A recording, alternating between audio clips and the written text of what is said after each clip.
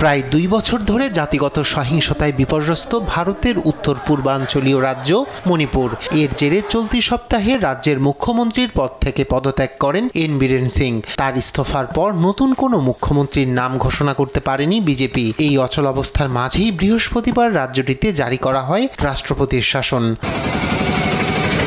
বৃহস্পতিবার দেশটির স্বরাষ্ট্র মন্ত্রণালয়ের বিজ্ঞপ্তিতে জানানো হয়, মণিপুরের রাজ্যপালের থেকে রিপোর্ট পান রাষ্ট্রপতি দ্রৌপদী মুর্মু। ওই রিপোর্ট আমলে নিয়ে রাষ্ট্রপতি সিদ্ধান্ত নেন, সংবিধান অনুসারে রাজ্যটিতে সরকার চালানো সম্ভব হচ্ছে না।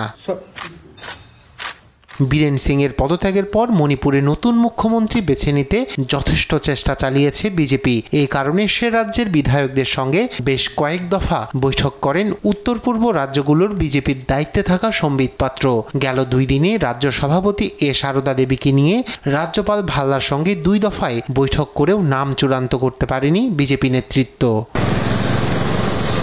2023 সালের মে মাস থেকে মেতেই এবং কুকিজো সম্প্রদায়ের মধ্যে সহিংসতা ঘিরে উত্তপ্ত হয়ে ওঠে মণিপুরের পরিস্থিতি। 1.5 বছরের বেশি সময় ধরে চলা সংঘর্ষে নিহত হয়েছেন প্রায় 250 শতাধিক মানুষ, গৃহহীন হয়েছেন হাজারো বাসিন্দা।